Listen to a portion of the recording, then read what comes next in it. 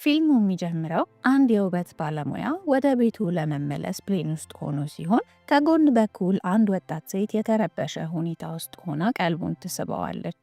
ፊቷንም ሲያየው ብጉር የነበረበት ሲሆን ከንፈሯም ደግሞ ደረቅ ብሎ ስለነበር እንደ ባለሙያነቱ ፊቷን ልስራሽ ብሎ ቆንጆ አድርጎ ካስተካከላት በኋላ ወርደው ኤርፖርት ውስጥ ከፍቅረኛዋ ጋር ስትገናኝ በውበቷ በጣም ይማረካል። ባለሙያውም ሌላ ተጨማሪ ሰው ቆንጆ እንድትሆን ስላደረገ በራሱ ይኮራል።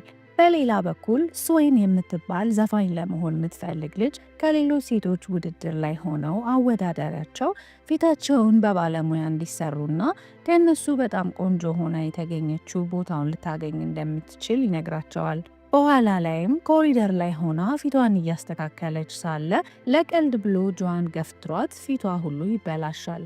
ቆየት ብሎም ሂዩክ መጥቶ ፕሮግራሙ ይጀመርና ስዌን ግን ፊቷን ለማስተካከል ጊዜ ስላልነበራት እንዲሁ ሳትቀባባ ነበር መድረክ ላይ የወጣችው።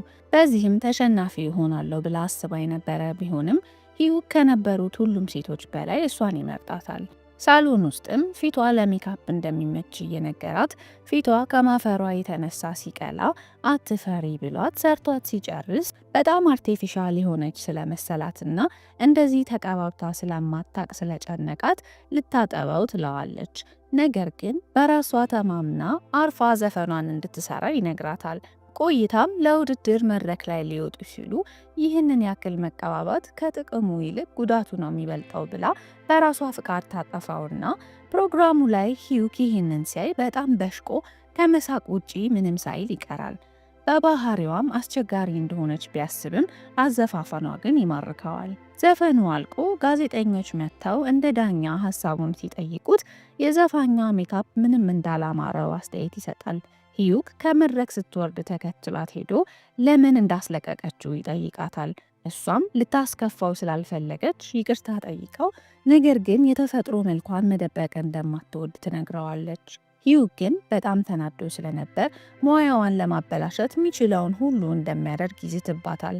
ከቆይታ በኋላ አሸናፊዎች ሲጠሩ ስዌን ለ1 እስከ 3 ደረጃ በማለፏ ማመን አቅቷት መሬት ላይ ተንበርክካ ማልቀስ ትጀምራለች።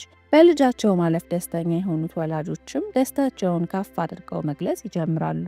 ሂዩክ ግን በዚህ በጣም ስለተበሳጨ ጸሐፊውም ለምን እንደዚህ እንደሆነ እንዳለ ይጠይቀዋል። ሂዩክም ራሱን ለማረጋጋት ወደ መጠጥ ቤት ይሄድና እዛም ሲደርስ አዲሷ ታዋቂ ሴት ከሌላ ሴት ጋር ስትደባደብ የሚያሳይ ቪዲዮ ተለቆ ሰውን ሁሉ እያነጋገረ ነበር። ወደ ቤትም ሲሄድ ቪዲዮውን እያየ ካሁን በኋላ እሱ ምንም ሳያረግ ይህ የተለቀቀው ቪዲዮ በራሱ የስራ ጉዞዋን እንደሚያበላሸው እያሰበ ይደሰታል። ስዌንም ቪዲዮውን እያየች ከቤተሰብና ከጓደኞቿ ሁሉ ሌላኛዋን ልጅ የሚያበረታታ መልእክት ሲደርሳት በጣም ስላዘነች በአቅራቢያዋ በሚገኝ አውቶቡስ ወደ ባህር ዳርቻ ራሷን ለማረጋጋት ትሄዳለች። ትንሽ ቆይታም ወደ ከተማ ተመልሳ ራሷን ቀይራ የሜካፕ ትምህርት ለመውሰድ በሄደችበት ጊዜ እንደ አጋጣሚ አሁንም ሂዩክ ነበርና ዳኛው ቁጣ እያለው ተነስቶ መነጽሯን ያወልቀውና እንዴት ብትደፍር እንደሆነ ከዛ ሁሉ ነገር በኋላ የመጣችው ሲጠይቃት ሌሎቹ ዳኞች በተግባሩ ተናደው ልጅቷን እንዲተዋትና ቁጭ ብሎ እንዲረጋጋ ያደርጉታል። እሱም የሜካፕ ስራ ውስጥ ዘፋኝ የመሆን እድሏን በድብድብ ካበላሸች በኋላ ምን ልትሰራ እንደመጣች ሲጠይቃት መስፈን የልጅነት ህልሟ ቢሆንም በዚህ ዓለም ፈተና መብዛት ስለጨለመባት ወደዚህ ስራ ለመግባት እንደወሰነች ትናገራለች። ሌላኛው ዳኛም ሜካፕ ለሷ ምን ማለት እንደሆነ ሲጠይቃት ታሪኩን ለማሳመር ብላ አንድ ታሪክ ማውራት ትጀምራለች። ስዌን ምንም እንኳን ህልሟ መስፈን ቢሆንም እናቷ ግን ስለ ሜካፕ ትልቅ ፍቅር የነበራት ሴት ሆና ነገር ግን ምንም ስላላደረገችበት ስዌንም የራሷ ህልም ባይሳካም የእናቷን ህልም ለማስተካከል እንደሆነ ስትናገር ዳኞቹ ስሜታቸው ቢነካም ለውጤቱ ትንሽ ቀን መጠበቅ እንዳለባት ነግረዋት እሷም ወደ ቤቷ ሳትሄድ ሂዩን ለብቻው ለማዋራት ቁጭ ብላ መጠበቅ ትጀምራለች። ሂዩንም 5 ደቂቃ እንዲሰጣትና ለምን ሜካፓን እንዳስለቀቀችው ልታብራራለት ስትል መኪና ውስጥ ገብቶ ትቷት ይሄዳል። ነገር ግን ሲያስበው ምክንያቷን ማወቅ እንደሚፈልግ ያስብና ተመልሶ ስዌንም ማብራሯት ገና ከመጀመሯ ምንም ምክንያታዊ አይደለሽምና እውነትም ሰዓቴን እያባከንሽብኝ ነው ብሎ እቤቱ ይሄዳል። ሂዩክ አዲስ የሜካፕ ንድፍ እየሞከረ በትዝታ የድሮ ሚስቱ ጋር ይሄዳል። ሁሉንም ነገር እንዲሞክር የምታበረታታውና ራሷም ላይ ሀሳብ ሲመጣላት እንዲለማመድበት ትፈቅድለት ነበር። አብረውም ብዙ የፍቅር ጊዜ እንዳሳለፉ እያሰበ ለሱ የተሰራችው ሴት እሷ እንደነበረች፣ ነገር ግን ህይወት ሁሌም እንደፈለጓት ስለማትሄድ ጠንከር ማለት እንዳለበት ለራሱ ይናገራል። በነጋታው ዳኞቹ በሙሉ ስዌንን መርጠው የነበረ ሲሆን ሂዩክ ብቻ ቢቃወምም የእሱ የብቻው ድምፅ ምንም ለውጥ ስላልነበረው ታልፋለች። የትምህርቱ ቀንም ስዌን ከሁሉም ሰው ቀድማ ስለሄደች አስተማሪዋ ግራ ተጋብታ ለምን በዚህ ጊዜ እንደመጣች ትጠይቃታለች። ስዌን ግን ከደስታዋ ብዛትና በዛውም ምስጋናዋን ማሳየቷ እንደሆነ ነግራት የምትሰለጥንበትን ቤት ዞር ዞር እያለች እየቃኘች ሳለ ሽንት ቤቱን ስትከፍተው ሂዩክ ገላውን እየታጠበ ስታየው ግራ ይገባታል። እሱም ጨርሶ ሲወጣ ለምን ሳታስፈቅድ ስትዟዟር እንደነበርና ሲጀምርስ ለምን በዚህ በጠዋት እንደመጣች ይጠይቃታል። እሷም ለማረጋጋት ስትል ይቅርታ ጠይቃ ራቁቱንም እንዳላየችው ትዋሸዋለች። በኋላም ላይ ሰራተኛው ሲመጣ ገላህን ታጠብ ሲል ይጋብዘውና ቀስ ብሎም ሄዶ ማየት ይችል እንደሆነ ሲሞክር ሂዩክ በደንብ ስለታየው ስዌን እየዋሸችው እንደነበር ይረዳል። በሌላ ሁኔታ ስዌን ሌሎችም ሊሰለጥኑ ከመጡ ሰዎች ጋር እየተዋወቀች ፍቅረኛዋን ታገኘውና እሱም አቅፎ የት እንደጠፋችና ከተለቀቀው ቪዲዮ በኋላ እንዳላያት ሲጠይቃት ድጋሚ ስለሱ እንዳያነሳባት ጠይቀው ሜካፕ ልትሰራው ትጀምራለች።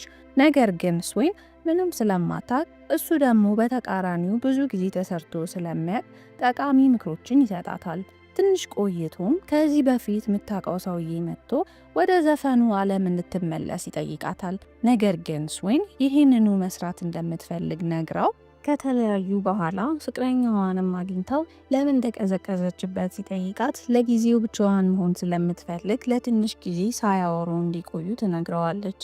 በነጋታውም ልጁ አለርጂክ ሆኖበት ይመጣና ሁሉም ሰው ሲጠይቀው የምግብ አለመስማማት እንደሆነ ቢናገርም ሂዩክ ግን ስዌን በሰራችው ሜካፕ እንደሆነ ገብቶት ይጮህባታል። ፊቱን ሊያስተካክልለት ሲሞክር ስዌን ምንም መጠቀም እንደነበረባት ስላላወቀች ራሴ ነኝ መርጬ የተቀባሁት ሲል ጥሩ ስሟን ይጠብቅላታል። ነገር ግን ሁሌም የሜካፕ ባለሙያ ለሚጠቀመው ነገር ኃላፊነት መውሰድ አለበት ሲል ድጋሚ ይጮህባታል። በሌላ ቀን ጁዋን ያሉበት ድረስ ሄዶ በድጋሚ የእሷ ጥፋት እንዳልሆነ ይናገርላትና ሌላ ሰው ላይ እየሰሩ ባለበት ሁኔታ ሂዩክ መጥቶ ስዌንን እንዳትሰራ ይከለክላታል። ስዌንም ለብቻው ሲሆን ጠብቃው ደጋግሞ ይቅርታ መጠየቁ ምንም ጥቅም እንደሌለው ስለተሰማት ብር እንድትከፍለውና ወደ ትምህርቷ መመለስ እንድትችል እንዲያረጋ ትጠይቀዋለች። ሂዩክም ብር ልክፈል በማለቷ ደስ ባይሰኝም ለመማር ባላት ፍላጎት ግን ልቡ ይነካል። ምሽት ላይ ከጓደኞቹ ጋር ሊጠጡና ሊዝናኑ ወጥተው አንዱ ጓደኛቸው በጣም ሰክሮ ወደ መኪናውም ለማስገባት በጣም ስለከበደው ስዌን ጋር ደውሎ እርዳታዋን ይጠይቃታል። ስዌንም ከመጣች በኋላ ሰውየው ስላስታወከባት ገላዋን ለመታጠብ ትገደዳለች። በዚህም ሂዩክ ቲሸርቱን ሰጥቷት አፍታም ሳይቆይ የቀድሞ ሚስቱ ትመጣለች። በዚህም ሶስቱም የሚያረጉት ነገር ይጠፋቸውና ሂዩክ ሁለተኛ ቤቱ እንዳትመጣ ሲነግራት ሁለቱም ሴቶች ይገረማሉ። በተለይ ደግሞ ስዌን አዲሱ ሚስቱ ናት ብላ ስላሰበች የቀድሞ ሚስቱ በጣም ትደነግጣለች። በነጋታው ስዌን ሌላ አዲስ ሴት ሜካፕ እየሰራቻት ልጅቷ በጣም ነጭናጫ ስለነበረች ሰበብ እያበዛች ስትጣላት ሌላ ልጅ እንድትረጋጋ ብሎ ቡና ይሰጣታል። ነገር ግን ሴትየዋ አሁንም መነጫነጭ ስላላቆመች ድምፃቸውን ሰምቶ ሂዩክ ይመጣና ልጅቷ ያለ አግባብ ስለጮኸችባት ስዌንን ይቅርታ እንድትጠይቃትና ከዛ በኋላም ስዌን እንደ ሜካፕ ባለሙያ እንድትሰራ እንደሚፈቅድላት ይነግራታል። ምሽት ላይም ወደ ቤት ላድርስሽ ሲላት እምቢ ስላለችው ምንም እንኳን ደጋግሞ እንዲጠይቃት ብትፈልግም እሱ ግን ተስማምቶ ታክሲ ይጠራላታል። በሌላ ሁኔታ ጁዋን ከሷ ፍቅር እንደያዘው እያሰበ ይደሰታል። ከአንድ ወር በኋላም ስዌን በስራዋ በጣም ጎበዝ ሆና የነበረ ሲሆን ለሂዩክም በጣም ቀርበው እየሰሩ ባለበት ሁኔታ የሚሰሩበት ቦታ ችግር ልጆች እየፈጠሩ ስለነበር ሂዩክና የሱ ቡድን የራሳቸውን ተች የሚባል ሳሎን ይከፍታሉ። የሳሎኑ ስም እና ዲዛይንም የስዌን የነበረ ሲሆን ቀስ ብላ እየነካችው ስለ ስሙና ስለ አንዳንድ ጥቅሶች ስትነግረው አጣጥሎባት ያልፋል። ከቀናት በኋላ ስዌን ጓደኛዋን ጠርታት ስራ እንዲሰጣት ሂዩክን ስትጠይቀው ለጊዜው ድርጅቱ ብር እንደሌለው ነግሮ አይሆንም ይላታል። ከዚህ በፊት ዳኞች የነበሩት ጓደኞቹ መጥተው ከስዌን ጋር አብሮ እየሰራ መሆኑን ያዩና እንደዛ ይጠላት እንዳልነበር አሁን እጅና ጓንት እንዴት እንደሆኑ ሲጠይቁት በራሷ በጣም ጎበዝ እንደሆነች እና በዚህም ደግሞ በጣም እንደሚያደንቃት ይነግራቸዋል። በኋላ ላይም አንድ ትልቅ ሴትዮ የሳሎኑ የመጀመሪያ ደንበኛ በመሆን መሰራት ፈልጋ ትመጣና ነገር ግን ከሌሎቹ ፀጉር ቤቶች በጣም ውድ ስለሆኑ መልሳ ታቅማማለች። ሆኖም ግን ሂዩክ መጥቶ ለምን ከሌላው እንደሚለዩና ውድ የሆኑበትንን ምክንያት ነግሮ እሺ ይሰራለው ብትልም ግን ብር ስላልነበራት ግማሹን ብቻ መክፈል እንደምትችል ትናገራለች። በሌላ በኩል ስለ ነሂዩን አዲስ የሳሎን ሁለት ሰዎች ሲያወሩ በተመሳሳይ ሁኔታ ጁዋን ስዌን ብዙ ብር እንድታገኝ ሲል የፀጉር ቤቱ ቋሚ ደንበኛ ለመሆን ያስባል። የሂዩክ የድሮ ሚስትም ከሂዩክ ጋር ለመመለስ ስትል የአሁኑን ባሏን ፍቺ ስትጠይቀው ፈጽሞ የእሷን ሀሳብ እንደማይሰማትና ምንም እንኳን ባይዋደዱም ባለትዳር መባል እንደሚያስደስተው ነግሮ ያስከፋታል። በሌላ ቀን ጁዋን ስዌን ጋር ይሄድና ለማውራት ለብቻቸው ክፍል ውስጥ ሆነው እንዝናና እያለ ፊልም እንዲያዩ ቢጋብዛትም እሷ ግን ደጋግማ እምቢታውን ትገልጽለታለች። ምሽት ላይም የሂዩክ የድሮ ሚስት ትንሽ ደቂቃ እናውራ ካለችው በኋላ ንግግሯን በስድብ በመጀመር ለምን እድሉን አግኝቶ ወደ ውጪ ሀገር እንዳልሄደ ስትጠይቀው ሌላም ምሰራው ብዙ ስራ አለኝ ብሎ ጥላት ይሄዳል። በሌላ ጊዜ ስዌን ሂዩክ ጋር በመሄድ በስራዋ ብዙም ውጤታማ ስላልሆነች ልትለቅ እንደሆነ ስትነግረው ሂዩክም ወደ መልበሻ ክፍሉ ወስዷት እንደ አዲስ ሊያስተምራት ይወስናል። ስዌንም አይኗን ጨፍና ቀስ እያለች የእሱንም የእሷንም ፊት እንድትነካ ነግሯት መጀመሪያ ላይ እንዳላት ስላላደረገች ድጋሚ እንድታረግ ይነግራታል። እሱም ቀስ እያለ የእሷን ፊት እየነካ ወደ ፍቅር ሊቀየሩ ሲሉ እንደ መሻ አስታውሰው ወደ ቤት ለመሄድ ይነሳሉ። እየሄዱም የሰከረ ሰው አጋጥሟቸው ከጥቃት ይከላከልላታል። በንጋታውም አንድ ዲፕሎማት አንድ ደግሞ የፎቶ ፕሮግራም ያለባት ሴት መጥተው ስዌንን ሜካፕ እንድትሰራቸው ሲጠይቋት በተመሳሳይ ሰዓት ሂዩክ ቁጭ ብሎ ቀጣይ ማድረግ ስላለበት ነገር እያሰበ ነበር። ቢሮውን መታ እንዲሰራቸው ትነግረውና እሱም በሀገሩ ካሉ ሁሉ ሰዎች ምርጡ ስለሆነ በደንብ ደንበኛ ማግኘት አለብኝ ሲል አስቦ ሴትዮዋን ቆንጆ አድርጎ ይሰራታል። በሌላ ሁኔታ ሂዩክ አንድ ሴት ብቻ እንደ ደንበኛ ስለመጣች ደብሮት ሳለ የመጣችው ሴት የካንሰር ታማሚ ሆና ለባሏ ቆንጆ ሆና ለመታየት ስትል ስለነበር የመጣችው ሂዩክ አዝኖላት በሚችለው ሁሉ ቆንጆ አድርጎ ያሳምራታል።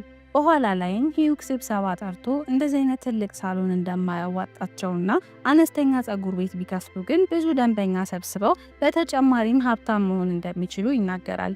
ምሽት ላይም ስዌን ስለ ፀጉር ቤቱ አንዳንድ ነገሮች ኢንተርኔት ላይ ስለለቀቀች ሰዎች መምጣት ይጀምራሉ። የሂዩክ ጓደኛም ሚስቱ ልትፈታው እንደሆነ ሲነግረው እንግዲህ ከዚህ በኋላ ሌላ ዕጣ ፈንታ ለሚጠብቃት ሴት ማሰብ እንደሌለበት ይመክረዋል። ጁን በበኩሉ ስዌን ትኩረቷን ስላልሰጠችው አዝኖ በሌላ ቀን በተደረገ ኮንሰርት ላይ አቀርቅሮ ማልቀስ ሲጀምር ሁሉም ሰው እየተገረመ ስለ አንዲት ልጅ በጣም እንደሚያዝን፣ ምክንያቱ ደግሞ የእሱ ልደት ላይ በተቀረጸ ቪዲዮ ህልሟ ከንቱ ሆኖ ስለቀረባት እንደሆነ ማውራት ይጀምራል። ስዌንም ምንም እንኳን ስሟን ባይጠራም ስለሷ እንደሆነ ስላወቀች ትታው ከወጣች በኋላ ሚዮውን ታገኘውና ህይወቱን እንዴትም ብላ እንደምታበላሽ መማል ትጀምራለች። ሂዩክ ኮንሰርቱ ላይ ምን እንደተፈጠረ ከሰማ በኋላ ሊፈልጋት ቢሄድም ስዌን ግን የት እንደገባች ማወቅ አልቻለም ነበር። በነጋታውም ቤተሰቧ ጋር ሄዱ ቢያጠያይቅም እንዳላዩት ነግረውት ተስፋ ቆርጦ ሳለ በቤቷ አቅራቢያ ያለ ድልድይ ላይ ስትራመድ ያገኛታል። ወዲያውም እቅፍ ውስጥ ትገባና በአቅራቢያቸው ወዳለ ካፌ ሄደው ለራሷ በመቆሟና አዲስ የህይወት መንገድ በመጀመሪያው ምን ያክል እንደኮራባት ይገልጽላታል። ምሽት ላይም እየተራመዱ ወደ ወላጆቿ ቤት እንዲወስዳት ተጠይቀውና ዞር ሲሉ ጁን እየተከተላቸው እንደሆነ አይተው ሂዩክም እንዲያወሩ ይተዋቸውና ጁን በድጋሚ ለስራው ስራ ይቅርታ እየጠየቃት ህይወቷ ውስጥም ስለተፈጠረው ነገር እንደሚያዝን ሲያወራ ስዌን እንዳያዝን ምክንያቱም ደግሞ አሁን በያዘችው ህይወት በጣም ደስተኛ ስለሆነች እየነገረችው ሂዩክ ይመጣና ሰዓት እየሄደ እንደሆነ ነግሮ ያቋርጣቸዋል። ስዌንም ስትሄድ ብቻቸውን መሆናቸውን ተጠቅሞ ለስዌን ሁለቱም እንደሚያዝኑ ካወሩ በኋላ ጁን ስሜት ካለው ይጠይቀዋል። ነገር ግን ጁን ምንም ሳይመልስለት ይሄዳል። ስዌንን ቤት ካደረሳት በኋላ ከቤተሰቧ ጋር አንድ ላይ እራት ሊበሉ ይወጡና ሂዩክን በጣም ስለወደዱት እድሜውን ሲጠይቁት 37 እንደሆነ በመስማታቸው ይደነግጣሉ። እቤት ከደረሱም በኋላ የስዌንን እናት ሜካፕ ሰርቶ ፈጽሞ ሌላ መልክ ሰጥቶ ያስደስታትና ከስዌን ጋር ወደ ከተማ ይመለሳሉ። ከጊዜ በኋላም ሳሎናቸው በደንበኛ ይሞላል። ማታም ላይ ሂዩክ ስዌንን ከሸኛት በኋላ መንገድ ላይ ሙያውን አግኝታ እያመናጨቃት እጇን ይዞ ካስለቀቀችው በኋላ ነገሮችን ፈቶ ከጁን ጋር ስምምነት ላይ እንደደረሱ ስለዚህም ወደ ድሮ ስራዋ እንድትመለስ ይጠይቃታል። እሷ ግን ከባርነት ለይቼ አላየውምና አልፈልግም የሚል መልስ ስለሰጠችው አሁንም ብልግና በተሞላበት ሁኔታ ሲያዋራት ሂዩክ ደርሶ ሰውየውን ይመታላትና ይገላግላታል። እሷም እጁ ስለተጎዳ እቤቷ ወስዳ በረዶ ካደረገችለት በኋላ ወደ ቤቱ እየሄደ ሳለ ጁን ይደውልና አንድ ሁለት እንበል ብሎ ከተገናኙ በኋላ ጁን ለትንሽ ጊዜ መድረክ ላይ እንደማይዘፍን ያወራለታል። ይህንን ስዌን ቀድማ ሰምታ ስለነበር ደብሮት ይሆናል ብላ በማሰብ ልታጽናናው ትደውልለትና ለሱ ብላ መስፈን ስትጀምር ስልኩን ስፒከር ላይ አድርጎ ለሂዩክ ያሰማዋል። ሂዩክም በዚህ ተናዶ ስሜቱን ሳያሳይ ያልፈውና ከስዌን ጋር ፈጽሞ ጸባዩ ይቀያየራል። እሷም ይህንን አስተውላ ስለነበር ችግር ካለ ስትጠይቀው ምንም እንዳልተፈጠረ ነበር የሚያልፋት። በሌላ ሁኔታ አንድ ምሽት ላይ ሆ ይመጣና ለብቻችን እናውራ ብሎት ሚስቱ ልትፈታው የፈለገችው በሂዩክ ምክንያት እንደሆነ ይነግረዋል። ሂዩክ ግን ስለ ቀድሞ ሚስቱ ምንም የማይጨንቀው ስለነበር ስሜት ስላላሳየው ሆ ብዙ ነገሮችን እየተናገረ ለጸብ መጋበዝ ይጀምራል። ሂዩክ ግን አሁንም እንደተረጋጋ ይቀጥላል። ስዌን ሳሎን ውስጥ ብቻዋን ቀርታ ለመለማመድ ስለፈለገች እቃ ጠፍቶባት ስለነበር የሂዩክ ቢሮ ሄዳ ስትፈልግ የራሷን ፎቶ በማየቷ ስትገረም ሂዩክ ይደርስና ጥሩ ልጅ ስለሆነች እንዳፈቀራት ይነግራታል። እሷም ለሱ ስሜት እንዳላት ነገር ግን በመሃላቸው ያለው እድሜ ልዩነት ሰፊ ስለሆነ አብረው መሆን እንደማይችሉ ታወራለታለች። ሂዩክም ከዚህ በፊት በፍቅር በጣም ስለተጎዳ ድጋሚ መጎዳት እንደማይፈልግና በጣም እንደሚፈራም ሲነግራት አዝናለት ታቅፈዋለች። ይህንን ሁሉንም ጁን ያይ ነበረ። በሌላ ቀን ሂዩክ ስዌንን ራት ቢጋብዛትም ወላጆቿ ስለሚመጡ ለሌላ ቀን እናስተላልፈው ብለው ወላጆቿን ከመጡ በኋላ ድጋሚ መስፈን የምትችልበትን እድል ይዘንልሽ መጣን ቢሏትም እሷ ግን እንደ ሜካፕ ባለሙያ ደስተኛ ነኝ በማለት መልሳላቸው። ትንሽ ቆይታ ጁንን ደውላ ታገኘውና እንደ ጓደኛ ምክር ትጠይቀዋለች። ሂዩክም እድሏን መጠቀም እንዳለባት ነበር የነገራት። በማግስቱ የስዌን ወላጆች ሂዩክን ያገኙትና ልጃቸው ህልሟን አሳክታ ታዋቂ ዘፋኝ መሆን እንድትችል ከስራ አባራት ሲሉ ይለምኑታል። ስራ ቦታን ሄዶ ሂዩክ ስዌንን በጣም እንደሚወዳት ሊነግራት ፈልጎ ስላቃተው ዝም ይላትና እቤቱ ሄዱ ግን አብረው ጊዜ እንዲያሳልፉ ይጠይቃታል። በነጋታውም ባህር ዳርቻ እየሄዱ ስዌን መንገድ ላይ እንቅልፍ ስለወሰዳት ብቻውን ከተፈጥሮ ጋር እያወራ ስትነቃ አብረው መዝናናት ይጀምራሉ። እሱም ቀስ አድርጎ ዘፋኝ መሆን የምትፈልግ ከሆነ እውነቱ እንድትነግረው ሲጠይቃት እሷም አሁን ይህንን ለማውራት ጊዜው አይደለም ብትለውም ሂዩክ ጫን ሲላት ሰዎች ሁሉ ከራሷ በላይ ለራሷ እንደሚያስቡ መሆናቸው እንደሰለቻትና ወሬውን በመቀየር ከቻለ እሷንም ፊቷን ሜካፕ እንዲሰራት ትጠይቀዋለች። እሱም መጀመሪያ ቀን ሲተዋወቁ እንደሰራት አሁን የሚሰራትና ምን ያክል ጎበዝ ዘፋኝ እንደሆነች አስታውሶ ወላጆቿ ያመጡላትን እድል እንድታስብበት ሲነግራት ስዌን ግራ ገብቷት ታለቅስና አትጨነቂ ሲል አረጋግቶ ይስማታል። በሌላ ቀንም ለጓደኛው ምን ያክል እንዳፈቀራት እየነገረው በተመሳሳይ ሰዓት ስዌን ኮንሰርት አዳራሽ ሄዳ ሳይሳካላት የቀረውን ህልሟን እያስታወሰች ዘፋኝ መሆን እንደማትፈልግ ወስና ለወላጆቿም ውሳኔዋን ትናገራለች። ምሽት ላይም በሜካፕ ስራ በጣም ደስተኛ ስለነበረች በዚሁ ለመቀጠል እንደወሰነች ለሂዩክ ታበስረዋለች። ከጊዜያት በኋላ ሂዩክና ስዌን አንድ ላይ በመስራታቸው ሳሎኑ ትልቅ ደረጃ ደርሶ ጆይንም ለዝግጅቱ እንዲያምር ያደርጉታል። ብዙ ደንበኛም ስላገኙ ያከብሩ ነበረ። ፍቅረኞቹም እንደ ሜካፕ አርቲስት ባለሙያነታቸው ፍቅራቸውም በዛው ልክ ይጨምራል።